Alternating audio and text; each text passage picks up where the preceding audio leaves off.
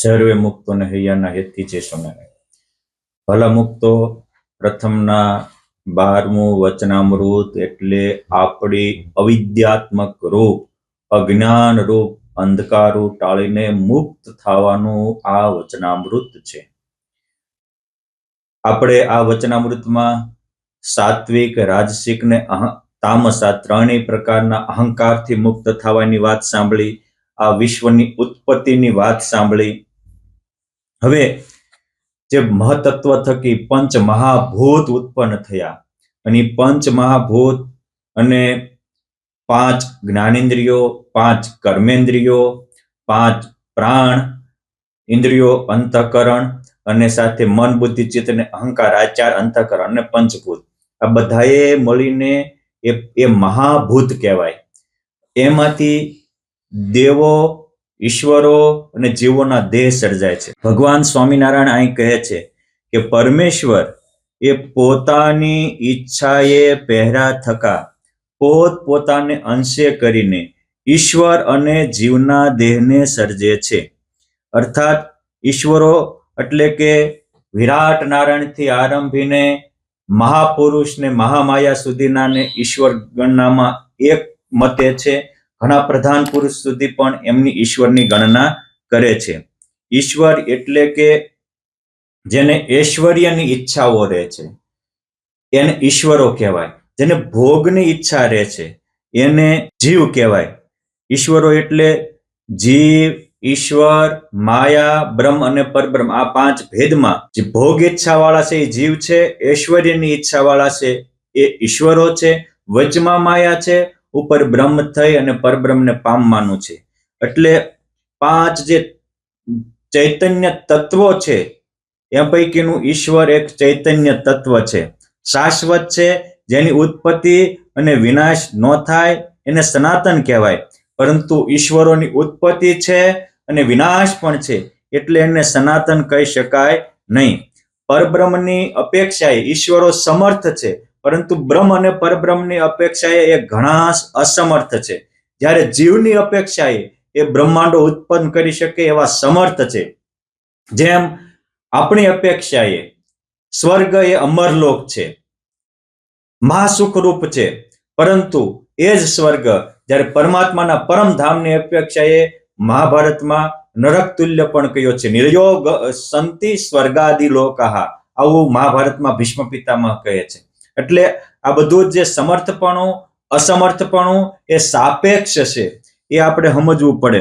પરમાત્મા તેઓને પોતાની ઈચ્છાથી બ્રહ્માંડોની ઉત્પત્તિ, સ્થિતિ, પ્રલય કરવાની શક્તિ આપે છે અને ભગવાનની ઈચ્છાથી જ એ જે બ્રહ્માંડોમાં હોય એ બ્રહ્માંડો અંતર્ગત એ એનું નિયમન પણ કરી શકે છે અને અંતર્યામી પણ તેમાં રહી પણ શકે છે. એટલે કે પ્રધાન પુરુષ, વિરાટ પુરુષ, તેના ઇન્દ્રિયો, અંતઃકરણ, દેવતા વગેરે ઈશ્વર તત્વના ચૈતન્યો છે અને એ તે ચૈતન્ય સ્વરૂપ સ્વભાવે કરીને પરસ્પર જુદા પણ છે. એટલે આવા જે ઈશ્વરો છે, પંચ ભેદની જે પ્રથમનું 7મું વચનામૃત છે ત્યાં મેં અમુક ખુલાસો કર્યો છે. તેમ છતાં અહીંયા કે જીવો અને ઈશ્વરોમાં ઈશ્વરોના 5 મહાભૂત છે, જીવોને અલ્પ મહાભૂત છે. જીવો એ અલ્પજ્ઞ છે, ઈશ્વરો સર્વજ્ઞ છે.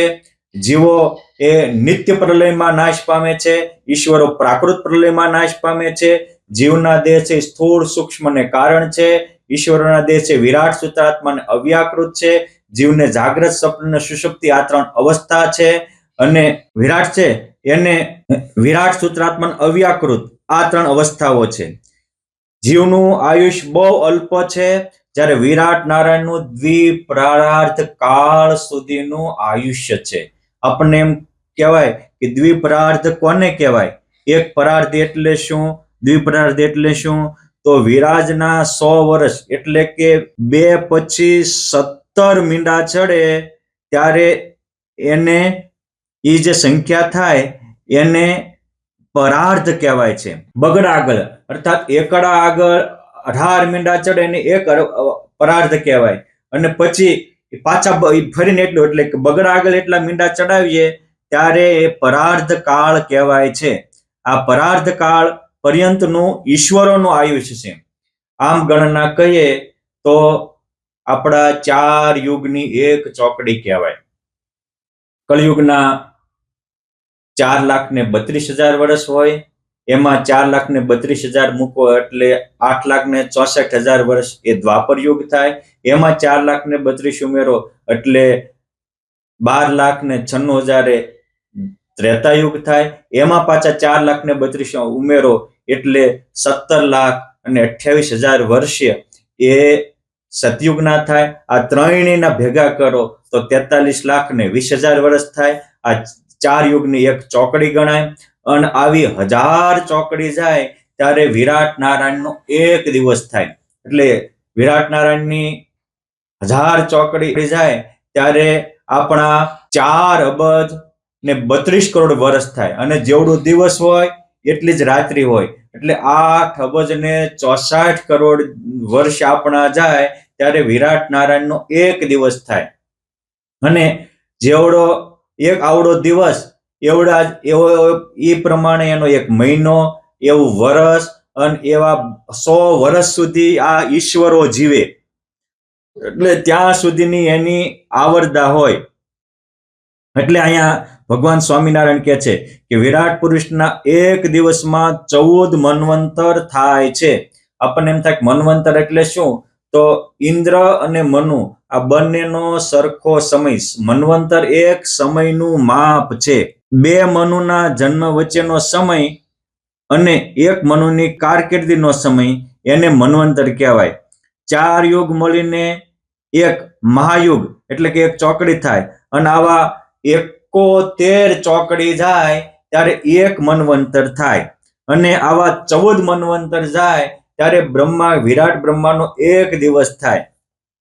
એટલે બ્રહ્માના એક દિવસમાં આવા 14 મનુ જન્મીને મરી જાય છે. સમજો આ ભગવાન કાળ ગણના કરાવે છે કે આપણું આયુષ્ય કેટલું અલ્પ છે. જેમ આપણી બોડીમાં આજના વિજ્ઞાન મુજબ સેંકડો ને અબજો પ્રકારના શ્વેતકણ ને રક્તકણો જે જીવંત કોષો રહે છે, સેમ અને એ કોષોની આયુષ માત્ર અમુક મિનિટો કે અમુક કલાકોની જ હોય છે.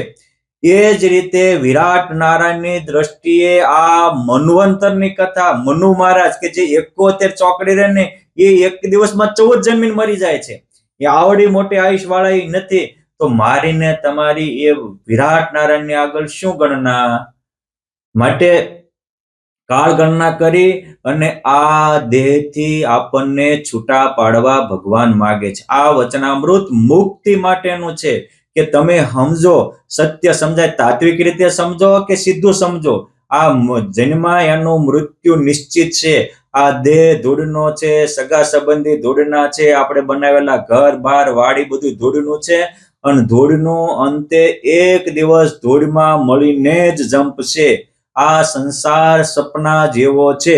એટલે ભગવાન સ્વામિનારાયણ કહે છે કે આ વિરાટ નારાયણનો જેવડો દિવસ હોય એવડી રાત્રિ થાય. જ્યાં સુધી દિવસ રહે ત્યાં સુધી ત્રિલોકની એટલે કે આપણા નીચે અતળ, વિતળ, તળાતળ, સુતળ, રસાતળ અને મહાતળ ને પાતાળ, આ 7 લોક. અને ઉપર આ ભૂલોક, એની ઉપર ભુવરલોક ને સ્વર્ગલોક. એટલે આ 10 લોકને ત્રિલોકીના શબ્દથી આપણા ગ્રંથોમાં સંબંધિત છે. આ 10 લોક 1000 ચોકડી સુધી જીવે, 14 મન્વંતર સુધી રહે. અને ત્યારે પછી એ સ્વર્ગાદિકના સુખ પણ નાશ પામે છે. પ્રલયમાં એ પણ વિયા જાય છે. અને જ્યારે ત્રિલોકીનો નાશ થાય એને નિમિત્ત પ્રલય કહેવાય છે. સમજો, માણસ જેટલું જાજુ ભેગું કરે ને એટલું એને મૂકવા ટાણે બહુ કઠણ પડે. એટલે આ વચનામૃતમાં ભગવાન 4 પ્રકારના પ્રલયને કહે છે કે નિમિત્ત પ્રલય. હવે આટલું મોટું હજારો વર્ષ સુધી સાધના, આરાધના, તપશ્ચર્યા કરી અને સ્વર્ગને પામ્યા. પછી અંતે તો પાછો પુણ્ય ક્ષીણ્ય મૃત્યુ લોકમ વિશંતિ, ગીતાજીના આ ન્યાય પાછા ભવસાગરનો પાર ના આવે પ્રભુ વિના. પુણ્ય કરી અમરાપરનું ફળ પામીએ, અંતે પાછો ફોગટ ફેરો થાય. માટે ન્યાથી પણ ઉદાસ થવા માટે એમાંય બંધાતા નહીં. કારણ કે ભોગ આખીર જન્મ મરણનો રોગ જ આપે, ભોગ ભોગવવા એ જન્મ મરણ ને સમય ભોગવવા જેવું છે. એટલે ભગવાન કહે છે કે એનો પણ નાશ થઈ જાય, માટે એનાથી પણ મુક્ત થાવ. આ પ્રલયમાં કશું જ રહેતું નથી. એક વસ્તુ યાદ રાખો કે આટલું મોટું મેળવ્યું હોય એ નાશ પામી જાય તો પછી આપણું તો ક્યાંથી રહેવાનું છે. આ સૃષ્ટિ સર્જાણી ત્યારથી સહારાનું રણ વિશ્વનું મોટામાં મોટું રણ કહેવાય છે. આ રણમાં કોઈ રોપડો રોપે એ ક્યાં સુધી ટકે? પવનનો એક ઝપાટો ન આવે ત્યાં સુધી. એ જ રીતે આપણે આ લોક માટે ગમે એટલું કર્યું છે. કોઈ વડાપ્રધાન થઈ ગયા, કોઈ મોટા બિઝનેસમેન થઈ ગયા, કે કોઈ મોટા નગરપતિ થઈ ગયા, કે કોઈ ફિલ્મ જગતમાં હીરો બન્યા, કે કોઈ ક્રિકેટ જગતમાં હીરો બન્યા હશે, ત્યારે આખી દુનિયા એની તાળી વગાડતું હશે, વાહ વાહ કરતા હશે. પણ જેવો શરીર પડશે એટલે 50-100 વર્ષમાં એની કારકિર્દી કોઈ નહીં રહે. પરંતુ પરમાત્માને પામ્યો એ અમરપદને પામ્યો છે, અને અમરપદને પામે એનું અવિનાશી માટે કેટલું બધું જ અવિનાશી થઈ જાય. બાકી આ દુનિયાના મોટા મોટા અદાણી અંબાણી જેવા મોટા ફિલ્ડમાં મોટા ઉદ્યોગપતિ હોય તો પણ એનું આ બધું જ છે એ સહારાના રણમાં રોપેલા રોપડા જેવું છે. એને કાળ કાપી નાખશે. નાશવંત માટે ગમે એટલું ભેગું કરો 3 લોકનું તો પણ નાશ પામી જાય. અને અવિનાશી માટે કરેલું એ ધ્રુવ ને પ્રહલાદે અવિનાશી માટે જીવા, યુગો ગયા તો અમર રહ્યા. સબરી ને સુદામા અવિનાશી માટે જીવા, યુગો ગયા તો અમર રહ્યા. તુલસીદાસ ને તુકારામ અવિનાશી માટે જીવા, તો એને કરેલી નાની મોટી કૃતિ એનું જીવન પણ અમર થયું, એની કૃતિઓ પણ અમર થઈ અને એમના કાર્યો પણ અમર થયા. માટે અવિનાશી માટે કરેલું બધું જ અવિનાશી થઈ જાય. એ બ્રહ્માનંદ સ્વામી કે મુક્તાનંદ સ્વામી હોય, તુલસીદાસજી હોય કે મીરા કે નરસિંહ હોય, એ તે વખતે જ્યારે રચનાઓ કરતા હોય પોતાના અનુભવમાંથી, ત્યારે એક ઝાડવા નીચે કે એક ઝૂંપડીમાં બેસીને લખતા હોય તો એ આજ ભણેલા એની ઉપર પીએચડી કરે છે. અને અમુક જે મિનિસ્ટર કે પ્રાઇમ મિનિસ્ટર હોય અને એ ભાષણ કરતા હોય તો દુનિયામાં અડધી દુનિયા કરોડોની સંખ્યામાં લોકો સાંભળતા હોય તો પણ એના ભાષણો ભૂહાઈ જાય છે. અને આ અમર પદ માટે, અમર વર માટે કરેલું બધું જ અમર બને છે. માટે નાશવંત દેહથી અવિનાશીને પામી જવું આ જ કરીને કરવાનું છે. નારાયણદાસ કહે છે કે પતરાવળાને જમી કરીને બહાર ફેંકી દેવું છે, નાશવંત આ દેહથી અવિનાશી ફળ લેવું છે. જેમ પતરાવળું આપણે જમવા માટે લાવ્યા હોય, જમીન ફેંકી દેવાનું, એમ આ દેહ પડે એ પહેલા આપણે અવિનાશી માટે કરી લેવી એ સર્વ શ્રેષ્ઠ બાબત ગણાય. તમે કહેશો કે સ્વામી આવું તમે શા માટે કહો છો, તમે બધાને નર્વસ કરવા માંગો? એવું નથી. આપ આપના ફિલ્ડમાં જે કરતા હોય સુખેથી કરો, પણ યાદ રાખજો કિંમતીની કિંમત કરશો તો જ તમે કિંમતવાન બનશો. એટલા માટે હું કહું છું કે સત્ય માટે જીવો. સત્ય દેહ નથી, સત્ય આત્મા છે. અને આત્મા માટે જીવશો તો તમારામાં ઉર્જા એવી આવશે કે તમે લોકોનું પણ કલ્યાણ કરી શકશો, અનેક લોકોનું ભલું કરી શકશો.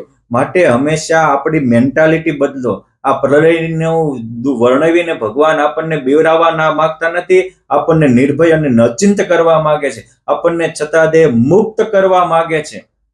માટે આ વસ્તુને આપણે સમજવી જોઈએ કે આ દેહનો કોઈ નિર્ધાર નથી. હજી થોડા દિવસ પહેલા જ મારામાં એક વિડીયો આવ્યો હતો. એક દંપતિ, એના દીકરાઓ વિદેશમાં રહે છે અને એના પતિ મરી ગયા. અમુક સમય પછી એના પત્ની મરી ગયા. 1 મહિના સુધીમાં એનું ઘર ને એનું બધું લાશ થઈ ગઈ, હળી ગયું. લોકોને ખબર પડી. હવે અબજોપતિ કે કરોડોપતિ હતા પણ એની વાહે બોડી બાળનારું કોઈ નહોતું. આ દિશા છે. મુંબઈમાં એક બહેન રહેતા હતા, એનો દીકરો બેંગ્લોરમાં રહેતો હતો. અચાનક એટેક આવ્યો અને એનું દેહ પડી ગયો. 6 મહિના પછી છોકરો જયારે ઘરે આવ્યો ને ઘર ખોલ્યું તો એની માનું ખાલી હાડ પિંજર હતું. અને હું બોલું છું અને તમે સાંભળો છો એવું નથી. આ કાળની એક ગતિ છે. આપણે કાળનું સ્વરૂપ સમજવું જોઈએ. નહીં આગળે કાગળે થી જણાવે, નહીં કોઈ સાથે સંદેશો કહાવે. અચાનક અકસ્માત આઘાત જેવો અહો એક દિન આવશે કાળ એવો. કાળ મારા તમારા ઉપર મંડરાઈ રહ્યો છે. કહેતા દિન કરેગા મોજો, ખડી શીર કાળ કી ફોજો. અને તમે આ લોકમાં મારું તારું કરતા રહેશો, ત્યાં કાળ હાથ ઘસતા રહેશે ને મને તમારી બોકી પકડીને લઈ જશે. એટલે ખાલી બીજા પ્રલય ન સમજાય તો કાંઈ નહીં, નિત્ય પ્રલય સમજાય જાય ને તોય બહુ થઈ ગયું. નિમિત્ત પ્રલય ન સમજાય તો કાંઈ નહીં. અને એટલે તો મેનાવતીએ એનો દીકરો ગોપીચંદ જ્યારે નાતો તો એની પટરાણીઓ એને અભિષેક સ્નાન કરાવતી હતી અને માતા આંખોમાંથી દળ દળ આંસુથી રોતી હતી. એ માતાના ગરમ આંસુ જોઈ અને ગોપીચંદ ઉભો થઈ ગયો અને કહે છે કે માતા શું તમને દુઃખ છે? કે મને તારું દુઃખ નથી, અરે બીજું કોઈ દુઃખ નથી, મને તારું દુઃખ છે. શું તારું દુઃખ? તો કે આજ તને તારી પત્નીઓ જેમ નવરાવે છે એમ જ અમે તારા બાપને નવરાવતા હતા અને અમારી વચ્ચે સ્નાન કરતા કરતા તારા બાપને એક એટેક આવ્યો અને કાળજું કોરી અને આંતરડા ફાડીને જમદૂત લઈ ગઈ. મેં આંખે જોયું. માટે તું મારો જનનીનો જાયો હો તો જન્મ મરણથી મુક્ત થઈ જા. તું આત્મા છો, અવિનાશી પદ પામમાં સર્જાયો છે, માટે એ પામી લે. શુદ્ધોસી બુદ્ધોસી નિરંજનોસી, માટે શુદ્ધ અને બુદ્ધ નિર્વિકારી ને નિરંજન થઈ જા અને તારા મૂળ સ્વરૂપમાં આવી જા. આનંદનો ખજાનો ખુલી જાય છે. અને ગોપીચંદ ને 92 લાખ માળવાનો કે મોટો રાજા હતો એટલે નહીં, એને દેહ ભાવ મૂક્યો એટલે આજ આપણે એને યાદ કરીએ છીએ. 500 પરમહંસોએ આ મોહ જાળ મૂકી એટલે એના જીવન અમર બન્યા છે. માટે આપણે સુખી થવું હોય તો મિથ્યા મોહ માયા તો મૂકવી પડશે. એક ભાઈ બસમાં બેઠા અને બીજાને પૂછ્યું કે આ બસ ધારી પોગાડશે? ત્યારે ઓલો સહજ બોલ્યો કે જો ડ્રાઈવરે પીધો નહીં હોય તો આ ધારી પોગાડશે, નકર અણધારી પોગાડશે. એટલે એમ આપણે જો મોહની મદિરા પીશું તો કોઈ ઠેકાણું નહીં રહે. મોટા ભાગના માણસો તે તો મોહની મદિરા ઘણી પીધી, તારી અક્કલ ઉઠાવી જોને દીધી. તને શું કહે સંતો સમજાવી રે, ધીક ધીક રે પ્રભુ ભજો નહીં આટાણે. માટે મોહની મદિરા ઉતારો. આ પ્રલયનું દુઃખ એ આપણા મોહ અને મમતા અહમતાને ટાળવા માટે છે. મોહ મટે તો જ અંતરમાં પરમાત્મા પ્રગટે છે. મોહ એટલે શું? ખોટું સાચું દેખાય. આત્મા સાચો છે એ સાચો ન દેખાય અને દેહ ખોટો છે એ ખોટો દેહ સાચો મનાય. એટલે બધું જ મૂકીને વયું જવાય. ભગવાન સ્વામિનારાયણ મહેસાણામાં પધાર્યા હતા. ત્યાંના જીવા પટેલ, પ્રેમજી પટેલ, કરશન પટેલ, કૃષ્ણદાસ વગેરે મોટા પરિવારના પિતાંબરભાઈ વગેરે મોટું પરિવાર, અને એમને એક ઓસરીએ 12 મકાન બાંધ્યા હતા. મોટો વંડો હતો. પછી એના વાસ્તુ વખતે ભગવાન સ્વામિનારાયણને ત્યાં લઈ ગયેલા અને ભગવાને ઓપનિંગ કર્યું, બધા પરમહંસોને જમાડ્યા. પછી એના ફળિયામાં સભા ભરી અને મહારાજે કીધું કે આવડું મોટું મકાન બાંધ્યું, આજે તમને લીલા રેડ છે. તમને એમ થયું કે અમારે ઘરના ઘર થયા. બહુ સાચી વાત છે, પણ હું એક વાત કરું તો કે કોને સ્વામિનારાયણ? ભગવાન કહે છે કે જો આ તમારા નામના અત્યારે આના દસ્તાવેજ થયા છે, પરંતુ જે ઘડીએ આ ખોળિયામાંથી તમારું પાણ પંખીડું ઉડી જશે તો તમારા દસ્તાવેજ તમારા નામના રહેશે.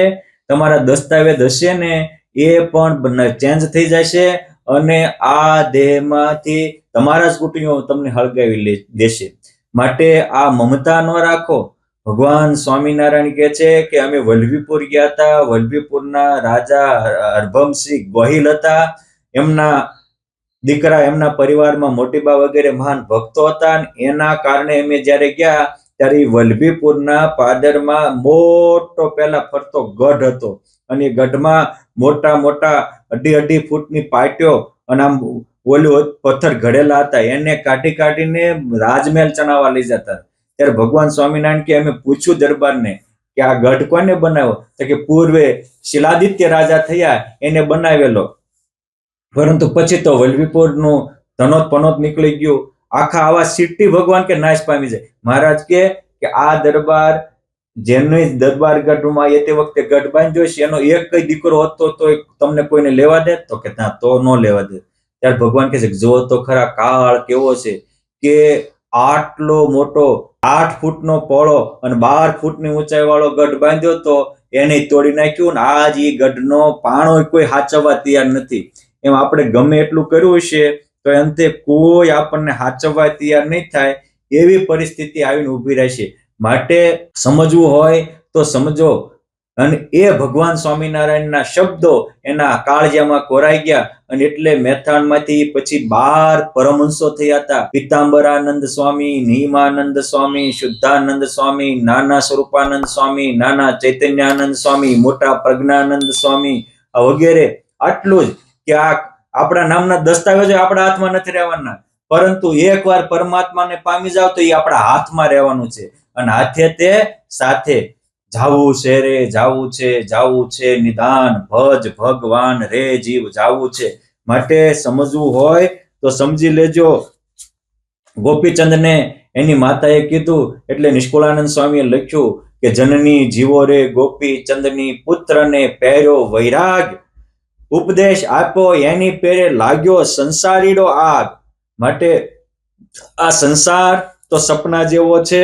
અને ધ્રુવને એની માતાએ એ જ કીધું હતું, અને એ એની માતાના વચનને માનીને રાજપાટનો મોહ મૂક્યો, એટલે એ અમરપદ પામ્યા, યુગો ગયા. તો આજ આપણે યાદ કરીએ છીએ. માણસમાં અને પશુમાં એટલો જ ફેર છે કે માણસને બુદ્ધિ છે અને પશુ પંખીને બુદ્ધિ નથી. એટલે એ સતયુગમાં હતા એવા ને એવા આજ છે. આજ આપણે બુદ્ધિથી ઘણું ડેવલપ કર્યું, પણ કલ્યાણનું કામ નહીં કરીએ તો એ બુદ્ધિ આપણી કોઈ કામ લાગશે નહીં. એ વાંજણી બુદ્ધિ કહેવાય છે. અને એક વાત યાદ રાખજો, આ 14 લોક છે. 14 લોકમાં મનુષ્ય લોક છે એ કર્મભૂમિ છે. બાકી મનુષ્ય લોક કરતા પાતાળના સુખ પણ બહુ મોટા છે, અધિક છે, અને સ્વર્ગાદિકના સુખ પણ બહુ છે, પરંતુ એ ભોગ ભૂમિ છે. તમે અહીં જે કર્મ કર્યા હોય એને ત્યાં ભોગવો, અને ભોગવીને પાછું પડવાનું થાય. અને આ લોકમાં સૂર્ય ચંદ્રનો પ્રકાશ છે, ઓલા લોકમાં મણિમય પ્રકાશ છે. બધા સમાધિમાં જેને અનુભવ કર્યો એને ખ્યાલ છે, પરંતુ એ અંતે કોઈ કામ લાગતા નથી. માટે તમે પાયમાં પછી પુણ્ય ખૂટે પાછું મોટું એનું એ થઈને ઉભું રહેવાનું હોય તો એની કરતા સમજુ માણસોએ ચેતી જવું જોઈએ. એટલે કે છે કે ઉઠી ન શક્યું ઊંટિયું, બહુ બોલાયું બાજંદ, તેને દેખી ત્રાસ ઉપડ્યો, લીધી ફકીરી છોડ્યા પંથ. આ એક વિચાર.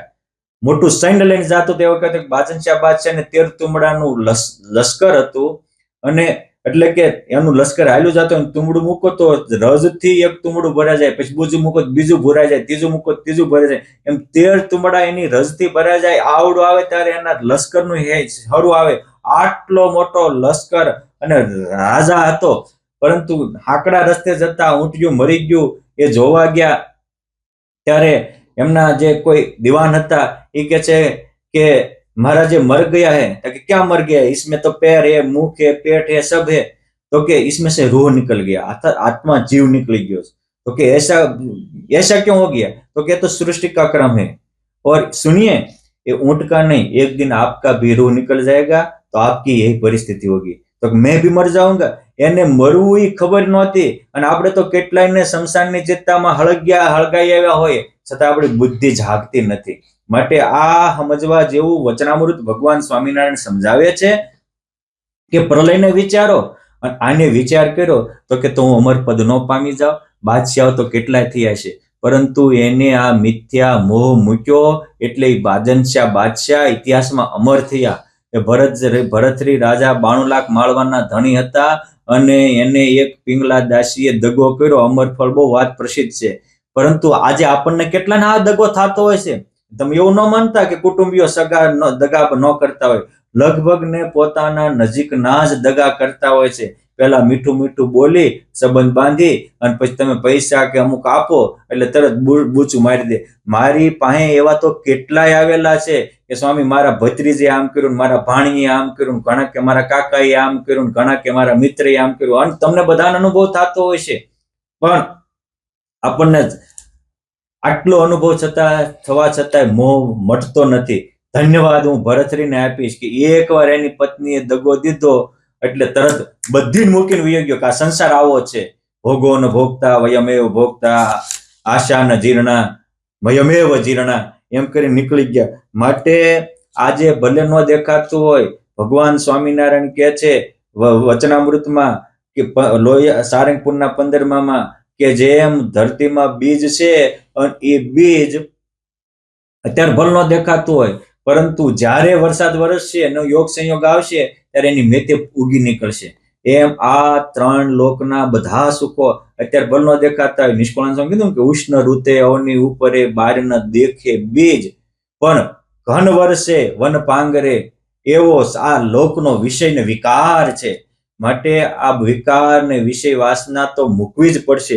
ભગવાન કહે છે કે આ વિરાટ નારાયણ, આ ત્રણ લોકનો પ્રલય થાય, આપણો નિત્યનો પ્રલય થાય, અને આ જે વિરાટ નારાયણ છે સત્યાદિક લોક છે, જે પ્રધાન પુરુષથી વિરાટ નારાયણ થી આરંભીને મહતત્વાદિક છે, એ પણ જ્યારે પ્રાકૃત પ્રલય થાય અર્થાત વિરાટ નારાયણના 100 વર્ષ પૂર્ણ થાય, એટલે કે સમજો કે આપણા 100 વર્ષ પૂરા થાય એટલે આપણો દેહ પડી જાય, દેવોના 100 વર્ષ પૂરા થાય એટલે એમનો દેહ પડી જાય, અને વિરાટ નારાયણ છે અને એક વર્ષ આપણા 100 વર્ષ પૂરા થાય ત્યારે એનો એક દિવસ થતો હોય, અને આપણા એના 100 વર્ષ પૂરા થાય ત્યારે વિરાટ નારાયણનો એક દિવસ થાય દેવોના, અને વિરાટ નારાયણના 100 વર્ષ પૂરા થાય ત્યારે પ્રધાન પુરુષનો એક દિવસ થાય, અને એના 100 વર્ષ પૂરા થાય ત્યારે મહાપુરુષનો એક દિવસ થાય. આટલી મોટી કાળ ગણના આપણા ઋષિ મુનિઓએ કરી છે. શુક્રાચાર્ય એની શુક્ર નીતિમાં કરેલી છે. આ ઋષિ મુનિઓ બધા પામેલા હતા. એટલે ભગવાન એમ કે છે કે જ્યારે એ વિરાટ નારાયણના દીવપ્રાર્થ કાળ પૂરો થાય, એટલે કે એક બગડા આગળ 17 મીંડા ચડે એટલો સમય પૂરો થાય ત્યારે 24 તત્વ, પ્રધાન પુરુષ, મહામાયા, આ બધું પ્રકૃતિનું કાર્ય બધું જ પ્રકૃતિ પુરુષમાં લીન થઈ જાય છે, અને પ્રકૃતિ માયા કહેતા મહામાયા એ પણ અક્ષર બ્રહ્મના પ્રકાશમાં લીન થઈ જાય છે. જ્યારે મહામાયા અને મહાપુરુષ આ પણ જ્યારે અક્ષર બ્રહ્મનામાં લીન થઈ જાય ત્યારે એને આત્યંતિક પ્રલય કહેવાય. એટલે જ્યારે રોજના પ્રલયમાં જીવો મરે છે, નિમિત્ત પ્રલયમાં દેવો મરે છે, પ્રાકૃત પ્રલયમાં ઈશ્વરો મરે છે, અને ઈશ્વરની અધિષ્ઠાતા મહાપુરુષ ને મહામાયા એ પણ જ્યારે અક્ષર બ્રહ્મના પ્રકાશમાં લીન થઈ જાય ત્યારે આત્યંતિક પ્રલય થાય, ત્યારે માત્ર એક ભગવાન અને ભગવાનનું ધામ, આ બે જ બચે છે, કોઈ બચતું નથી. ધામ ધામીને મુક્ત ત્રણ જ રહે છે. માટે જે આ પ્રલયને વિચારે એની મુક્તિ થાય છે. આ ભગવાન સ્વામિનારાયણ આ 4 પ્રકારનો પ્રલય એ મારીને તમારી મુક્તિ માટે કહે છે. અને નંદ સંતો પણ વારંવાર કહે છે કે આ લોકમાં તો કોઈ કોઈનું નથી, પરંતુ જે આ મોહ મૂકશે એ ફાવી જશે. દુઃખ છે અધિક આ સંસારમાં, મુખે કયા નવ જાય, આદિ વ્યાધિ અંતર થકી હોળી પળ ન ઓલાય. આ ત્રિવિધ તાપે તપી રહ્યો સઘળો આ સંસાર, કાયા માયાને કારણે વેઠે વેદના અપાર. અને હું તમે પણ વેઠી રહ્યા છે. આ સંત બોલે છે અને લખે છે, અને હું કહું છું તમે સાંભળો એવું નથી. જીવનમાં થોડુંક ડોક્યું કરો. આપણે કેટલી વેદનાઓ વેઠીએ છીએ. હજારો વાર આપણે ભોગ માટે રોયા છીએ, જગત માટે રોએ. એકવાર ભગવાન માટે રોવો, બેડો પાર થઈ જશે. આપણે હજારો વાર જગતના માટે જન્મ આપ્યા છે, એકવાર ભગવાન માટે જન્મ કરો, બેડો પાર થઈ જશે. આ કામ ક્રોધ મદ લોભની લાગી લાય, કામ ક્રોધ અને લોભના ઝઘડા ઘરે ઘરે છે. એટલે કહેવાય છે કે જરા જમીનને જોરું, કજિયાના સોરું. આ ઘર ઘરના ઝઘડાઓ કાં જમીનના હોય, કાં પ્રોપર્ટી ધનના હોય, અને કાં નારીના હોય. હવે જે હજારોને ઝઘડા કરાવે છે, જેને કારણે મોટા મોટા યુદ્ધ ખેલાય, એ મને તમને શું સુખ આપી દેવાના છે? માટે સુખ આત્મામાં છે, સુખ પરમાત્મામાં છે. અને આત્મા આપણું સ્વરૂપ છે, અને પરમાત્મા એ આત્મામાં રમી રહ્યા છે. પરંતુ મૂર્ખ લોકો વિના વિવેક વઢી મરે, કોડી બદલે કુટાય, મોહ મમતાને માર્ગે ઘરની મૂડી લૂંટાય. આપણે આપણા ઘરની મૂડીને લૂંટી રહ્યા છીએ. માટે નારાયણદાસ જે દલિત સમાજમાં હતા, છાણીના મહાભક્ત મુક્તરાજ હતા, એ કહે છે ચક્ર પાણીના ચરણ વિના નથી શાંતિ લગાર, નારાયણ દાસના નાથજી સદા સુખ સુખનો ભંડાર. આ ભગવાન સુખ સુખનો ભંડાર છે. અને સંસાર તો સપનું છે. સપનું આજ હોય ને કાલ ન હોય. આપણે રાત્રે સૂતા હોય ને સપનામાં મહેલ મળ્યા હોય ને જાગવી ત્યારે રસ્તે આટા મારતા હોવી. તો એક ભાઈને તો સપનામાં વેપાર કરવાનું મન થયું. તે કપડાનો વેપારી છે કે લે આ અડધી કિંમતમાં એમ કઈ કર્યું તે ગોદડું ફાડી નાખ્યું. અને એક ભાઈ તો ઓલું કરતો હતો, સપડામાં પાટો મારી ખાટલાનો પાયો ભાંગી નાખ્યો. શું કામ? આ સપનું એ બંધ આંખનું સપનું છે, આ જાગતી આંખનો સંસાર સપનું છે. એટલે દયાનંદ સ્વામી જેવા મહાપુરુષો કહે છે કે સપનું સમજો આ સંસારને, દુઃખ દરિયો વિશાળ, પડ્યા પાછા નવ નિસરે, કોટી વાર ગાળે કાળ. કરોડો વાર આપણને કાળ ગળી જાય અને માયા મારી જાય, કર્મ કૂટાવી જાય, તો પણ આપણે પડેલા પાછા નીકળતા નથી. માત તાત સુત જ્યોતિ સૌ સ્વાર્થીઓ સંસાર, કામ સાધી કોરે રહે ને દેવે જમને હાથ. માટે આ માતા પિતા જે સ્વાર્થના સાથ છે એ તો અંતે માત પિતા સુત નારી બંધવ, અંતે નહીં કોઈ તારા. અને હારે આપણા હોય તો આપણી હારે ન આવે. આ તો બ્રહ્માનંદ સ્વામી જેવા અનુભવી પામેલા કહે છે કે આવરદા હરવાને કાજે સર્વે મળ્યા તુતારા. માટે મારે તમારે જાગવાની અને પુરુષોત્તમ નારાયણમાં લાગવાની જરૂર છે. સગા સંબંધી સૌ મળી મોટો કીધો દઈમાન, વેગે ચડ્યો વ્યવહારનો ને ભૂલ્યો ભક્તિનું ભાન.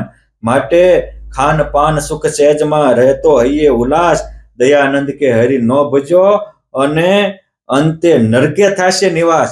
માટે આવા યુવાન અવસ્થા છે ત્યાં પુરુષોત્તમને પામી જઈએ તો બહુ મોટું કામ થાય. આપણને એમ થાય કે પુરુષોત્તમને પામી અને જે ભગવાન જેવો આનંદ, ભગવાન જેવી અલૌકિકતા, ભગવાન જેવું આયુષ, ભગવાન જેવી ઐશ્વર્ય, એવું જે ભગવાનનું બ્રહ્મ મહોલ ધામ છે, અક્ષરધામ છે, એ કેવું હશે? તરત મારા તમારા કલ્યાણ માટે મુક્તાનંદ સ્વામી આ પૂછે છે કે મહારાજ એ ભગવાનનું જે અક્ષરધામ છે એ કેવું છે? ત્યારે મહારાજ કહે છે કે ભગવાનનું ધામ છે એ સનાતન છે, નિત્ય છે, અપ્રાકૃત છે, સચ્ચિદાનંદ છે, અખંડ છે, અનંત છે. આમ કરીને ભગવાન દ્રષ્ટાંતે કરીને સમજાવે છે કે જેમ પર્વત, વૃક્ષ સહિત આખી પૃથ્વી બિલોરી કાચની હોય અને આકાશમાં જે લાખો ગેલેક્સીઓ, 9 લાખ તારાઓ, આ બધા જ મોટા મોટા કાચના હોય અને એ તારા હોય એ સમગ્ર સૂર્ય જેવા હોય. અન જેવો દિવ્ય તેજ તેજ તેજ તેજ ઝળહળી રહે એવું દિવ્ય અલૌકિક શીતળ અને શાંત એ ભગવાનનું અક્ષરધામ છે. અને એ ધામને ભગવાનના ભક્ત પામે છે. ભગવાનથી વિભક્ત ન થાય એ ભક્ત કહેવાય. અને એ ધામને પામે છે એ કોઈ દેખે છે તો કે હા, જે સમાધિ નિષ્ઠ વાળા હતા એ દેખે છે. અને દેહ મૂક્યા પછી એ તેજોમય દિવ્ય અલૌકિક એવું પુરુષોત્તમ નારાયણનું અક્ષરધામ છે, એને આપણે પણ પામીએ છીએ. એ ભગવાનનું ધામ મારું ધામ છે રે, મારા લોક ભોગને મુક્ત સર્વે દિવ્ય છે રે, ત્યાં તો જોયાની છે જુક્ત. એ ભગવાનનું ધામ, ભગવાનના મુક્તો અને ભગવાનનો લોક બધું જ દિવ્ય દિવ્ય ને દિવ્ય છે. સત્સંગી જીવનના 3જા પ્રકરણના 29મા અધ્યાયમાં મુક્તાનંદ સ્વામીને સમજાવતા ભગવાન સ્વામિનારાયણ ગઢપુરની સભામાં કહે છે કે નરાકૃતિ તથા કૃષ્ણો ગ્રંથવ્યો દિવ્ય વિગ્રહ એવાસો નરનાટ્યશ્ચ વૈ પ્રભુ જન્મ કર્માણિ દિવ્યાની જ્ઞાતવ્યાની તતોસ્ય ચ અભેદ એવ સદા દિવ્ય માનુષ્ય રૂપયો. હે મુનિ, એ મનુષ્યાકૃતિ ધરી રહેલા ભગવાન હોવા છતાં એ દિવ્ય રૂપ છે અને દિવ્ય રૂપે અક્ષરધામમાં બેઠા થકા જ અહીં દેખાય છે. આ મનુષ્ય લીલા કરી રહ્યા છે એમ નક્કી જાણવું. અને એટલે જ ભગવાનનું મનુષ્ય રૂપ, ભગવાનના જન્મ કર્મ બધા જ દિવ્ય જાણવા. એવું નહીં, ભગવાનના ચરિત્રો પણ દિવ્ય છે. ભગવાન સ્વામિનારાયણ કહેતા કે 49 વર્ષ સુધી અમે ધરતી ઉપર રહ્યા, પરંતુ હવે અમારા ચરિત્ર રૂપે, અમારા મંત્ર રૂપે, અમારી મૂર્તિ રૂપે અમે અખંડ આ બ્રહ્માંડમાં પ્રગટ રહેશું.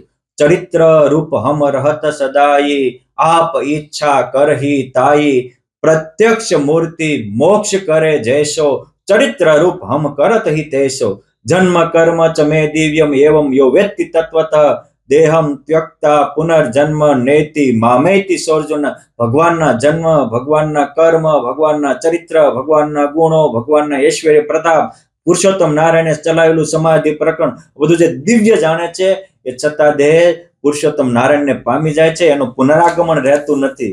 વળી કે છે એ ધામ કેવું છે તો કે લોક દિવ્ય છે.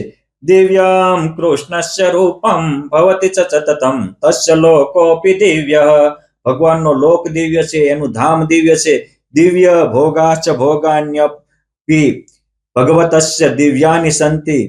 દિવ્યા વૈશ્ચ પાર્ષદા પ્રગટ નૂતનોર શક્ત્યાસ્તસ્ય દિવ્યાઃ. દિવ્યા ભક્તાશ્ચ સર્વે જગતિ અધુપતે સંતિ દિવ્યા ક્રિયાશ્ચ.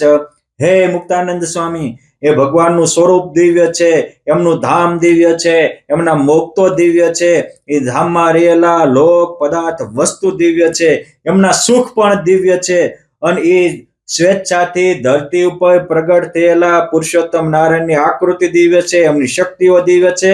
અને એમના સંબંધમાં આવેલા સર્વે સંતો ભક્તો મુક્તો પણ દિવ્ય છે. મારી મૂર્તિ રે મારા લોક ભોગને મુક્ત સર્વે દિવ્ય છે રે, ત્યાં તો જોયાની છે જુગ.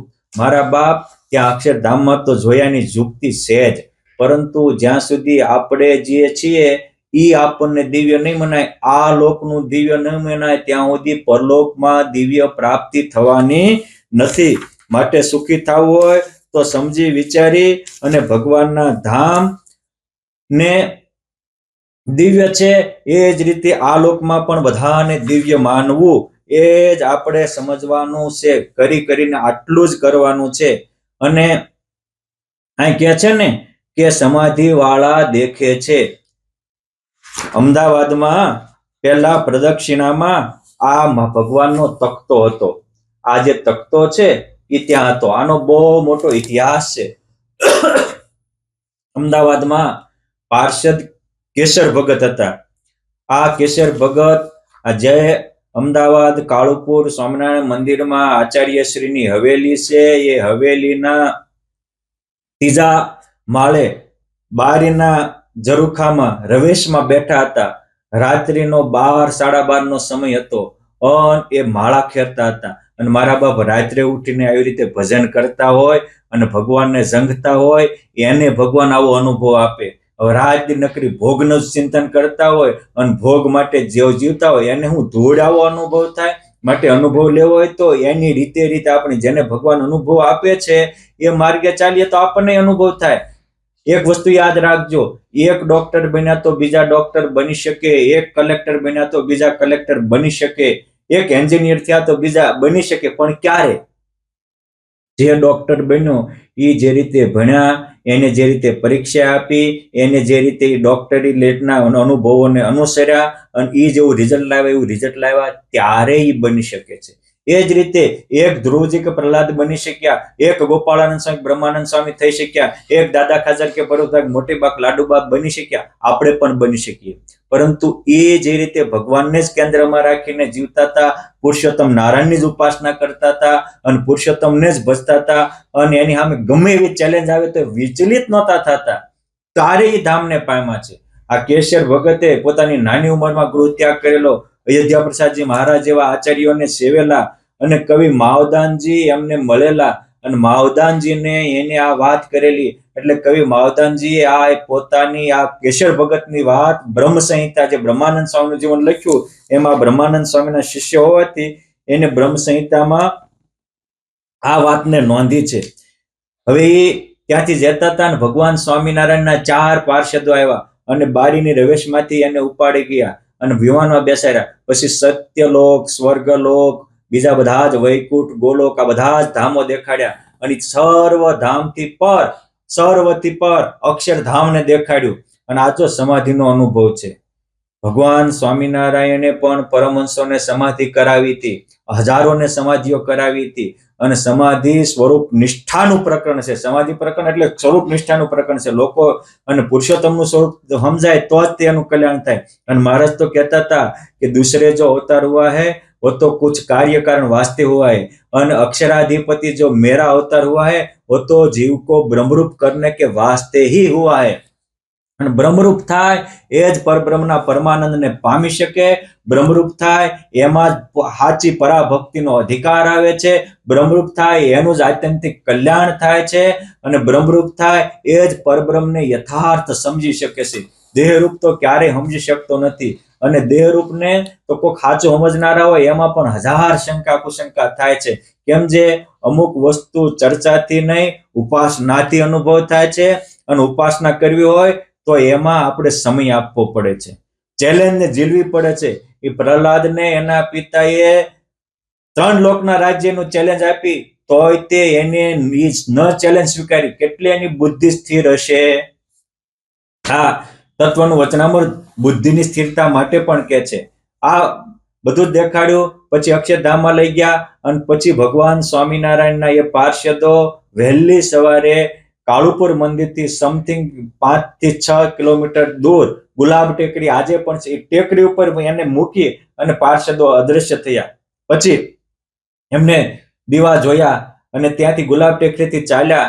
એ જમાનામાં થોડું મોડા મંદિરના મુખ્ય દરવાજા ખુલતા હતા, પણ એને ખટખટાયું. અયોધ્યા પ્રસાદજી મહારાજ પૂજામાં હતા, એને એમ થયું કે ક્યારે શું થશે, પણ આજે દેખા નહીં.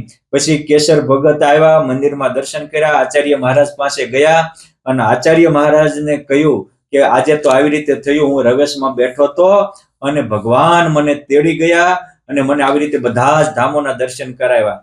ત્યારે આ આચાર્ય બહુ સુગ્ન હતા, કારણ કે આ કહે છે ને કે સમાધિ વાળાને આ બધું દેખાય છે, એટલે આ દેખવાની ઈચ્છા રાખતા હતા. એટલે એને મોટો આવો તખ્તો કરાવ્યો અને આ તખ્તો કે બીજા ધામ કેમ છે અને અક્ષરધામ કેમ છે એ દેખાડ્યો. એ તખ્તો આચાર્ય પ્રવર શ્રી તેજેન્દ્ર પ્રસાદજી મહારાજે પ્રસાદીનું મ્યુઝિયમ કરાવ્યું. એ મ્યુઝિયમમાં મૂકેલો છે અને એ મ્યુઝિયમની બાજુમાં આ તખ્તાની હિસ્ટ્રી પણ લખેલી છે. એમાં લખ્યું છે કે મનુષ્ય દેહધારી શ્રી સ્વામિનારાયણ ભગવાન શ્રીજી મહારાજ તે પોતે જ અક્ષરાધિપતિ શ્રી પુરુષોત્તમ નારાયણ છે. તે સર્વે અવતારના કારણ અધિપતિ અવતારી તેમ જણાવવાનો આ ચિત્રપટનો શુભાશય છે. શ્રી પુરુષોત્તમ નારાયણનું અક્ષરધામ તે ગોલોક, શ્વેતદ્વીપ, વૈકુંઠ અને બદ્રિકાશ્રમ વગેરે અન્ય ભૂમિકાઓથી પર છે અને સર્વથી શ્રેષ્ઠ છે, એવું આ કહેવાનો આશય છે. ત્યારબાદ આજ કેશર ભગતને બીજો તખ્તો બનાવ્યો હતો, જે ગઢપુરની અક્ષર ઓરડીમાં હાલ પણ વિદ્યમાન છે. અને એ બીજો તખ્તો એ આ છે. આ બીજા તખ્તામાં જેવા પુરુષોત્તમ નારાયણ છે એવા જ પુરુષોત્તમ નારાયણના તમામ મુક્તો છે. ભગવાન જેવા દિવ્ય આકાર, દિવ્ય આયુષ, દિવ્ય અલૌકિકતા સામગ્રી ભરપૂર છે. તમે કહેશો કે આ તખ્તો શા માટે બનાવ્યો, તો એ વખતના કચ્છ ભુજના મહારાજા રા ખેંગારજી દરબારશ્રીએ પોતાની મોક્ષાર્થે અને અનાદિ મુક્તિય સેવા એવા જે પુરુષોત્તમ નારાયણ એની પ્રસન્નતાર્થે ભગવાન સ્વામિનારાયણના હજુરી સેવક કેશર ભક્તની પ્રેરણાથી બનાવેલો. અને આમાં કયું ધામ ક્યાં છે એ બધું સ્પષ્ટ લખેલું છે. અને આજે ઘણા એવું કહેતા હોય છે કે આ ધામ અક્ષરધામ તો તમે કાઢેલું છે, પરંતુ નથી. આ અક્ષરધામનું વર્ણન એ બીજા બધા ગ્રંથોમાં છે, વેદોમાં પણ છે. વેદોમાં ઉપનિષદોમાં કહ્યું છે કે અક્ષર પ્રશાસને તિષ્ઠતિ ઈમા સૂર્યા ચંદ્રા દ્યુત્યાદય લોકાહ.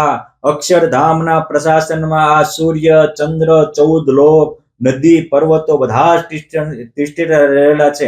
અને ભાગવતજીમાં પણ ત્રીજા સ્કંદના 11મા અધ્યાયમાં સુખદેવજી મહારાજ કહે છે કે આજે આપણા 10 લોક છે અને આ બ્રહ્માંડમાં 10 ઇન્દ્રિયો આદિ 16 વિકારો અને પંચતંત્ર અર્થાત આપણા પંચભૂત પૃથ્વી, જળ, તેજ, વાયુ અને આકાશ અને પંચ તન્માત્રા શબ્દ, સ્પર્શ, રૂપ, રસ ને ગંધ, આ 14 લોકોની જીવ કોટી માટે સર્જાયેલા 14 લોક છે.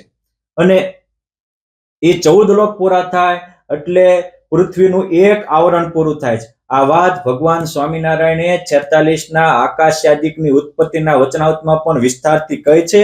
અહીંયા સંક્ષેપ્તથી ભગવાન કહે છે કે એક થી 10 ગણા મોટા, એટલે આ પૃથ્વીથી પર અતળ, વિતળ, તળાતળ, સુતળ, રસાતળ ને મહાતળ, અહીંયા 7 આવરણ, એક આવરણ પૂરું થયું, એનાથી પર 7 આવરણ છે.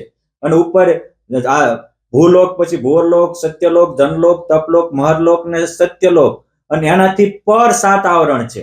અને એક એક થી બીજા 10 ગણા મોટા છે. એટલે પૃથ્વીથી 10 ગણું મોટું આવરણ જળનું છે, એનાથી 10 ગણું મોટું આવરણ તેજનું છે, એનાથી 10 ગણું મોટું આવરણ વાયુનું છે, એનાથી 10 ગણું મોટું આવરણ આકાશનું છે, એનાથી 10 ગણું મોટું આવરણ અહંકારનું છે, એનાથી 10 ગણું મોટું આવરણ મહત્તત્વનું છે, અને એનાથી 10 ગણું મોટું આવરણ પ્રકૃતિનું છે. અને આ આઠેય આવરણે સહિત આવો મોટો બ્રહ્માંડનો કોષ છે. અને આવા અષ્ટાવરણે સહિત પણ કરોડો બ્રહ્માંડો છે.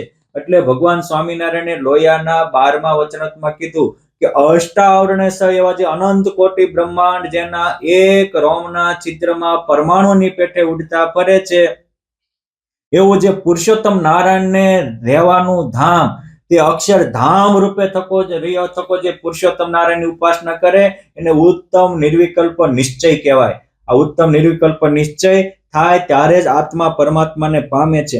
અહીં કે છે કે આવા અષ્ટાવરણ રૂપ જે બ્રહ્માંડ રૂપી કોષો એ ચિદાકાશમાં પરમાણુની પેઠે ઉડતા ફરે છે.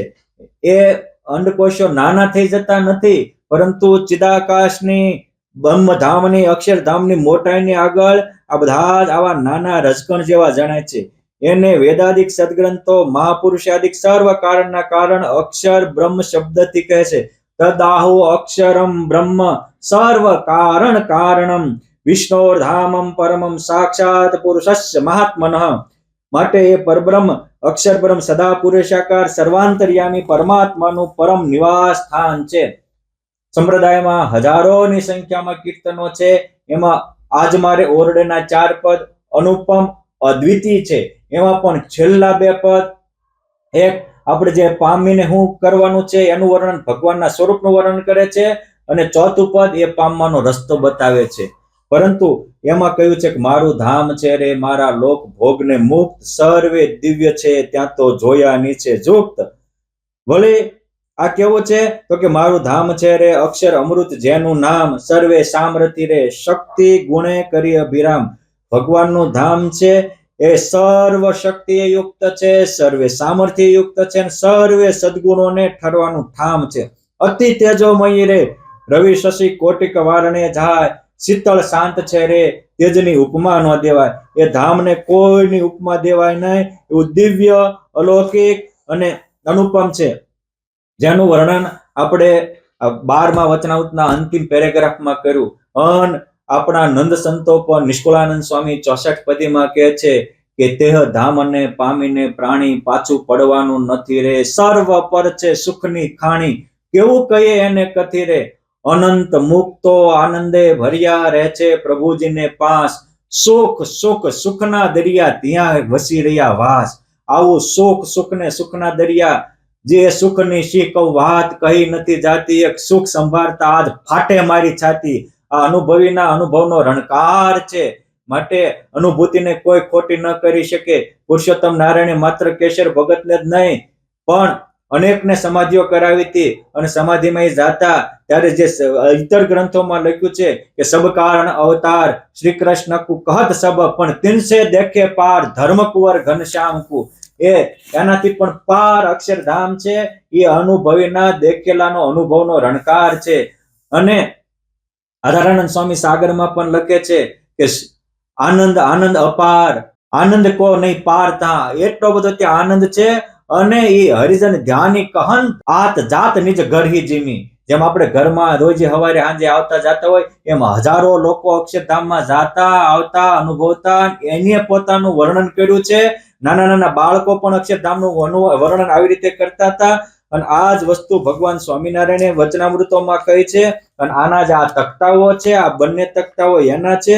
ભગવાન સ્વામિનારાયણ આ જ અક્ષરધામની અલૌકિકતા વર્ણવતા પ્રથમના 66માં વચનામૃતમાં કહે છે કે એ ભગવાનનું અક્ષરધામ કેવું છે તો કે પુરુષોત્તમની આજ્ઞામાં વર્તતા એવા જે બ્રહ્માંડના અધિપતિ બ્રહ્માદિક તેના જે લોક અને એ લોકના જે વૈભવ તેનો કોઈ પાર પામતા નથી.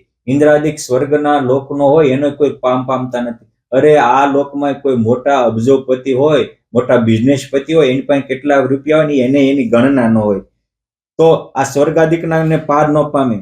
તો ભગવાન એવું કહે છે કે એના લોકને પાર પામતા નથી. તો જેના નાભી કમળમાંથી વિરાટ બ્રહ્મા ઉત્પન્ન થયા, એ વિરાટ નારાયણના વૈભવનો અને એની સ્થિતિનો તો પાર પમાય જ ક્યાંથી.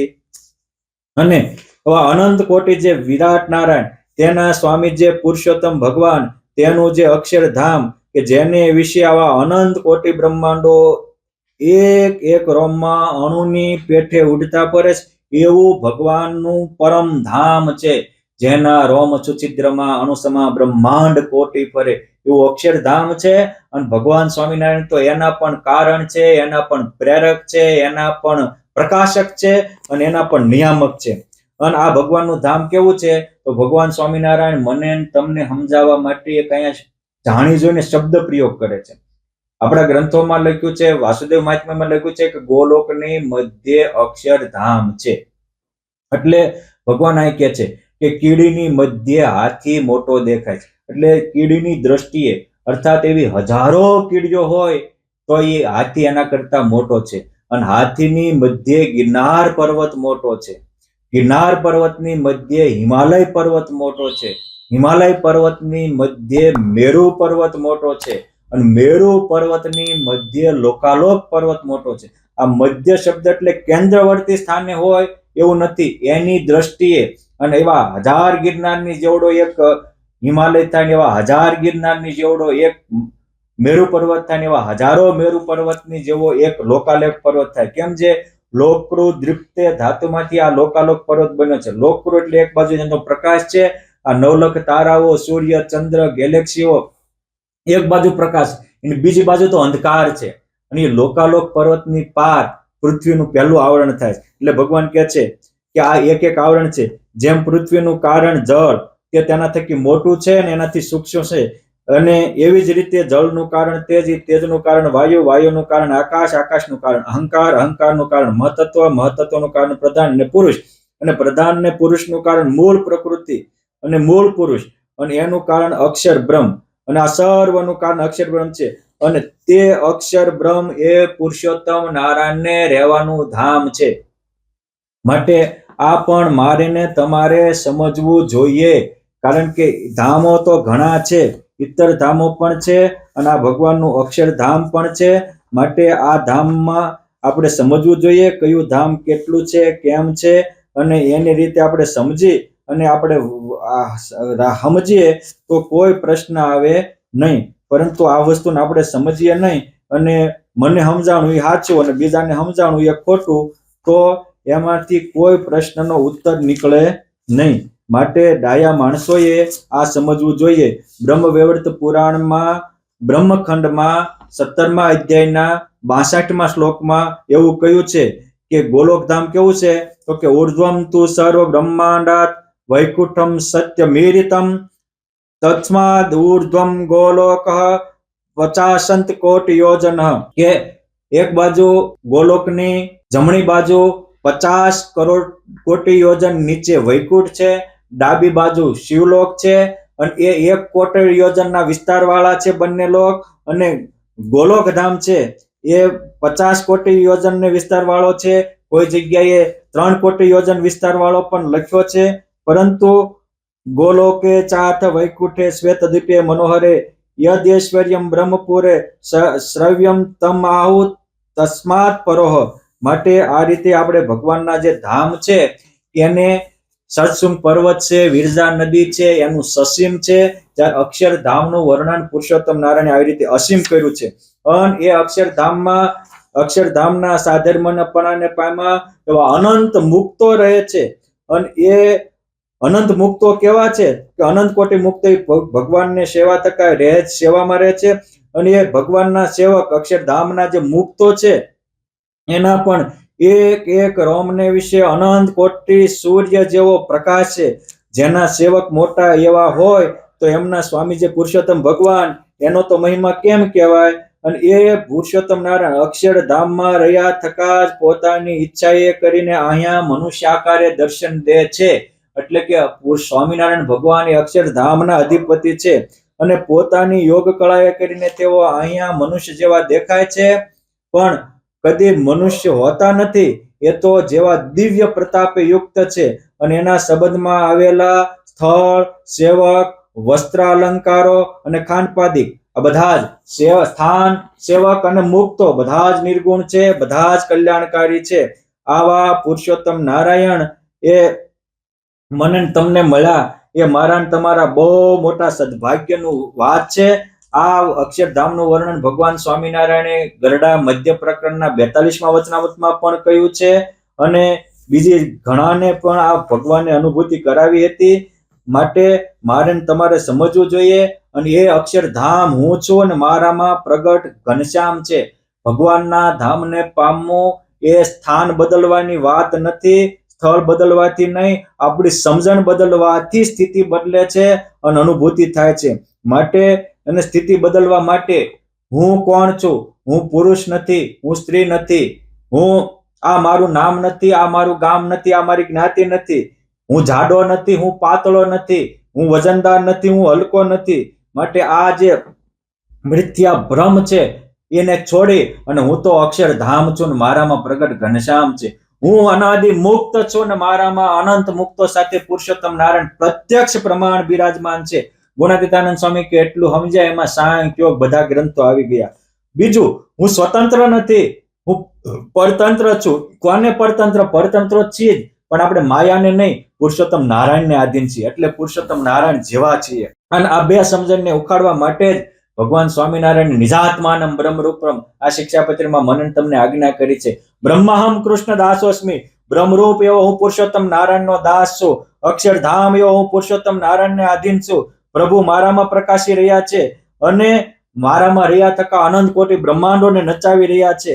આ રીતે પુરુષોત્તમ નારાયણને પરાધીન રહેવાથી આ અલૌકિક અનુભૂતિ થાય છે. અને આ વસ્તુ ભગવાન સ્વામિનારાયણે ભક્તિ માતાને પણ દેખાડી હતી. અને હરિલીલામૃત જેવા પ્રસિદ્ધ ગ્રંથમાં બીજા કળશમાં 10 અને 11મા વિશ્રામમાં વાત આવે છે. ભક્તિ માતાને ભગવાન સ્વામિનારાયણ સમાધિ કરાવે છે. પહેલા સ્વર્ગલોકમાં લઈ ગયા, ત્યાંથી ભગવાન સ્વામિનારાયણ જનલોક, તપલોક અને પછી સત્યલોકમાં લઈ ગયા. ત્યાંથી વૈકુંઠ ધામના પ્રધાન પુરુષના લોકના દર્શન કરાવ્યા. ત્યાંથી મૂળ પુરુષ ને પ્રકૃતિના દર્શન કરાવ્યા અને ત્યાંથી પુરુષોત્તમ નારાયણ અષ્ટાવરણ પાર અક્ષરધામમાં લઈ ગયા. વર્ણી કહે મન ધરી સુણો ભૂપ વાત, ચાલ્યા ગયા સુતની મૂર્તિની સાથ માત. મહારાજની મૂર્તિ આગળ જાય, પાછળ ભક્તિ માતા જાય અને જોયું જઈ અકળ અક્ષર ધામ જ્યાય, શોભા સમસ્ત સ્થળ થકી અતિ દીઠી ત્યાંય. કોટાન કોટી રવિચંદ્ર તણો પ્રકાશ, ખદ્યોત તુલ્ય જણાય જ જેની પાસ. જેને સદૈવ શ્રુતિ બ્રહ્મપુરી કહે છે, મુક્તો અનંત અક્ષર જ્યાં રહે છે. આ કેવું છે અક્ષરધામ? તો કે એનું વર્ણન કોઈથી થાય એવું નથી. દેખી સમુદ્રને સર તુચ્છ લાગે, ધામો બીજા અલ્પ અક્ષર ધામ આગે. આ ભક્તિ માતાએ બધા જોયા અને ન્યા ગયા અને જે અનુભવાણું એ એને કીધું અને એ ગ્રંથમાં લખાણું છે કે સમુદ્રની આગળ બીજા સરોવરો કેવા છે, એમ અક્ષરધામની આગળ બીજા ધામો આ પ્રકારના છે. અને આ બ્રહ્મપુર ધામને તમામ વેદો શ્રુતિઓ બ્રહ્મપુર કહે છે, ચિદાકાશ કહે છે, ગવામ લોક એટલે ગોલોક. જે ભગવાન સ્વામિનારાયણે મતમ વિશિષ્ટાદ્વૈતમ ગોલોકો ધામ ચેક્ષિતમ એમ કરી અને મારો મત વિશિષ્ટાદ્વૈત છે અને ગોલોક ધામ મને ઈપ્સિત છે. ત્યારે આચાર્ય પ્રવર શ્રી રઘુવીરજી મહારાજે અહીંયા લખ્યું કે ગોલોકસ્તો તેજ પ્રાચુર્ય યુક્ત અપ્રાકૃત દિવ્ય લોક, જ્યાં અતિશય જેનો તેજનો કોઈ સીમા નથી, જેના તેજ રૂપી શક્તિમાં કરોડો બ્રહ્માંડો પરમાણુની પેઠે ઉઠતા પર સગોલોક અત્ર જ્ઞેય. આ ભક્તિ માતાએ આવું દેદીપ્યમાન અક્ષરધામને જોયું અને ત્યાં વળી કેવું છે તો કે જ્યાં જઈ શકે નહીં કદી કાળ માયા, જ્યાં કામ ક્રોધ કદી લોભ નથી જણાયા. આનંદ યુક્ત દર્શે ગુણ ચચ્ચિદાદિ, જે છે અનંત અવિકારી અને અનાદિ. જ્યાં દંપતિ નહીં તથા નહીં પુત્ર માતા, જ્યાં કર્મના લેખ કદી ન લખે વિધાતા, જેનું યથાર્થ કદી વર્ણન ન કરી શકાય. આવું પુરુષોત્તમ નારાયણનું અક્ષરધામ છે. એક વાત યાદ રાખો, એ અક્ષરધામમાં સ્ત્રી પુરુષના ભેદ નથી. ભગવાન સ્વામિનારાયણ 5 ભેદ સમજવાના અતિ આગ્રહી રહ્યા. જ્યાં જ્યાં જતા ત્યારે પૂછતા હતા. કેમ? જે એક વસ્તુ સમજો કે જ્યાં સ્ત્રી પુરુષના ભેદ હોય એ દિવ્ય ધામ ન હોય તો સાપેક્ષ હોય. એટલે વચ્ચે માયા છે, એક બાજુ બ્રહ્મ અને પરબ્રહ્મ છે, અને એ બ્રહ્મમાં સ્ત્રી કે પુરુષ, માતા કે પિતા આવો ભેદ ન હોય. બ્રહ્મ સ્ત્રી નથી, બ્રહ્મ પુરુષ નથી, એ બંને લિંગો અને ચિહ્નોથી વર્જિત છે, અને એટલે જે બ્રહ્મરૂપ કહેવાય છે. અને જે બ્રહ્મરૂપ થાય એ જ પુરુષોત્તમની ભક્તિનો અધિકારી બની શકે છે, પુરુષોત્તમના પરમાનંદનો ભોગતા બની શકે છે. મહામાયાથી સૃષ્ટિના મંડાણ થયા, અને સૃષ્ટિના મંડાણ થયા ત્યારથી સ્ત્રી પુરુષના જોડલા થયા. એટલે જે સ્થળમાં જે ભૂમિકામાં સ્ત્રી પુરુષના જોડલા હોય એ અક્ષરધામમાં ન હોય. સ્ત્રી પુરુષના જોડલા હોય એ માયાની નીચે એ ઉત્પન્ન થયું છે, એટલે નીચેના વસ્તુ હોય, અને જ્યાં જોડલા ન હોય એ ઉપરની વસ્તુ હોય. એટલે અહીં કહે છે કે જ્યાં દંપતિ નથી પુત્ર માતા, જ્યાં કર્મના લેખ નથી લખતા વિધાતા. માટે આવું જે પરમાત્માનું દિવ્ય ધામ છે, જેનો કદાપી શ્રુતિ પાર નથી જ લેતી, જેને કહે નિગમ આગમ નેતિ નેતિ, જ્યાં જાય તે પુનર્જન્મ કદી ન પામે, તે આદિ વ્યાધિ તણી બાધિ ઉપાધિ વામે. અને એ અક્ષરધામને પામવાથી જ માણસનો પુનર્જન્મ થતો નથી. ઈશ્વર કોટી હોય તો પણ પ્રાકૃત પ્રલયમાં તો પ્રાકૃત પુરુષ પ્રલયમાં આવે, ભવબ્રહ્મા ન રહે કોઈ રે, ચતુર્ધા બધું સર્વે સંહાર હોય. માટે આ બધું સંહાર થાય એમાંથી બચે એવું એક અક્ષરધામ, ધામના અધિપતિ, ધામના મુક્તો છે. ત્યાં બીજા કોઈ ભાવ નથી, અને ત્યાં રહેલા એક મુક્ત કેવા છે. આપણે પુરુષોત્તમને પામશું ત્યારે કેવા સમર્થ થશું, આપણા માટે આ ગૌરવ લેવા જેવી વાત છે. એ મુક્તોનું વર્ણન કરતા આચાર્ય પ્રવર શ્રી વિહારીલાલજી મહારાજ હરિલામૃતના બીજા કળશમાં લખે છે કે તે મુક્ત જ્યાં ગતિ કરે ત્યાં જઈ શકાય, આવર્ણ આડું કશું એ કદી એ ન થાય. બ્રહ્માંડ કોટી પણ તે નજરે નિહાળે, જાણે થવાનું થયું તે પણ સર્વકાળે. આ સર્વકાળે કરોડો બ્રહ્માંડની ગતિઓને નિહાળી શકે છે. ઈશ્વરો પોતાના એક બ્રહ્માંડ સુધીનું નિહાળી શકે છે, પરંતુ અક્ષરધામના મુક્તો કરોડો બ્રહ્માંડનું નિહાળી શકે છે, અને એને કરોડો બ્રહ્માંડમાં કોઈ આવરણ આવતું નથી. એ કરોડો બ્રહ્માંડમાં ક્યાં શું થયું થવાનું છે પણ એ નજરે નિહાળે છે ને એક કાળે ભાળે છે. વળી તે મુક્ત સર્વે વળી જાણો સમર્થ કેવા, બ્રહ્માંડ કોટી ઉપજાવી શકે જયેવા. એ અક્ષરધામના મુક્તો કરોડો બ્રહ્માંડોને ઉપજાવી શકે. જ્યારે આ બીજા મુક્તો છે એ એક મુક્ત એક જ બ્રહ્માંડ, એક પ્રધાન પુરુષથી એક જ બ્રહ્માંડ ઉપજે, ઝાઝા બ્રહ્માંડો ઉપજી શકે નહીં. આ કરોડો બ્રહ્માંડો ઉપજાવી શકે, એટલો એમાં ફેર છે. અને આ બધા જ મુક્તો જો અવની ઉપર અહીંયા આવ્યા હોય તો આજ્ઞા થકી અવતરે જય લોકમાય, પૂજાય આપ પુરુષોત્તમ તુલ્ય ત્યાય. અને પુરુષોત્તમ નારાયણની આજ્ઞાથી અહીંયા અવતાર ધરીને આવે તો જાણે કે બીજા પુરુષોત્તમ નારાયણ શું હોય, બીજા અવતારો હોય એવા એ સમર્થ તો ત્યાંના મુક્ત હોય. બોલે કે છે કે બ્રહ્માંડ કોટી રજતુલ્ય જ્યાં ઉડે છે, એવું કયું પ્રથમ અક્ષરધામ એ છે. એવું સમર્થ નહીં અક્ષરધામ એક, એવા સમર્થ વળી મુક્ત તહાય અનેક. આ પણ સમજવા જેવો પણ છે. ઘણા એમ કે અક્ષરધામમાં જેવું સામર્થ્ય છે એવું બીજામાં નથી, પરંતુ અક્ષરધામના મુક્તો એ બધા જ પુરુષોત્તમ નારાયણના સામર્થ્યને પામીને બધા જ એક મુખ્ય સેવક તરીકે હોય, પણ બધા જ એવા જ મહા સમર્થ થાય છે. એટલે કે છે કે આ વર્ણન કેવું, એવું અક્ષરધામ એક જ એવું નથી, એવું સમર્થ નહીં અક્ષરધામ એક, તો કે એવા સમર્થ બધા જ મુક્તો ત્યાં છે. એવા સમર્થ વળી મુક્તો તહા અનેક. અને આવું દિવ્ય અલૌકિક ધામ પુરુષોત્તમ નારાયણે પોતાની માતાને દેખાડ્યું હતું. એવું નહીં સમાધિ કરાવીને નાના નાના હજારો બાળકોને દેખાડ્યું હતું. મોટા મોટા બ્રહ્માનંદ સ્વામી જેવા પ્રતિભા સંપન્ન આવ્યા, એને પણ દેખાડ્યું હતું. મોટા મોટા રાજા મહારાજાઓને દેખાડ્યું હતું. અને એવું નહીં ગોપાળાનંદ સ્વામી, મુક્તાનંદ સ્વામી જેવા તો એ પણ પુરુષોત્તમ નારાયણના પ્રતાપે બીજાને આવું ધામ દેખાડી શકતા એવા સમર્થ થયા હતા. અને ભક્તિ માતાએ આ બધું જોયું અને બધું નિહાળતા. ત્યાં તો દીઠા હરિતણા અવતાર સર્વે, મત્સ્યાદિ જે થઈ ગયા જગ મધ્ય પૂર્વે, તેઓ મળી સ્તુતિ કરે ઘનશ્યામ કેરી, થઈ દીન પાવ પ્રણમે હરિરૂપ હેરી. આવી રીતે ત્યાં બધા અવતારો પણ એટલે ત્યાં દીઠા. એટલે પુરુષોત્તમ નારાયણે મધ્યના 13મા વચનામૃતમાં કીધું કે અક્ષરાતીત એવા જે પુરુષોત્તમ નારાયણ, અક્ષરાતીત એવા જે પુરુષોત્તમ નારાયણ એમાંથી સર્વે અવતારો પ્રગટ થાય છે અને પાછા એમાં લીન થાય છે. એટલે સુપ્રીમ સત્તા અક્ષરાતીત જે પુરુષોત્તમ નારાયણ એની છે અને એ પુરુષોત્તમ નારાયણની મને તમને પ્રાપ્તિ થઈ છે. માટે આજ આપણે ભાગ્યશાળી છીએ અને એ ધામને પામવા માટે ભગવાને આપણને કોલ આપ્યો છે કે મારા જનને અંતકાળે જરૂર મારે આવવું, બિરુદ મારું બદલે નહીં, સર્વે જનને જણાવવું. અને આજથી 200 વર્ષ પહેલા આવતા એવું નહીં, આજે પણ એ પુરુષોત્તમ નારાયણ આપણને તેડવા આવે છે. આ જુઓ ને, આ તારીખ 22/12/2025 એ સુરતમાં નિંગાળાના રહેતા હતા ઘનશ્યામભાઈ, એમના પિતા કરશન બાપા વાલજી બાપા બોરડિયા, એ વાલા દાદાને ભગવાન સ્વામિનારાયણ વહેલી સવારે 8 વાગે તેડવા આવ્યા અને એને કીધું કે આ નગારા વાગ્યા, આ વિમાનનો ગગડાટ થયો, આમ બોલતા થકા એ ધામમાં ગયા. એ મારી ચેનલમાં મેં વિડીયો મૂક્યો છે, લાખો લોકો એ જોયો છે.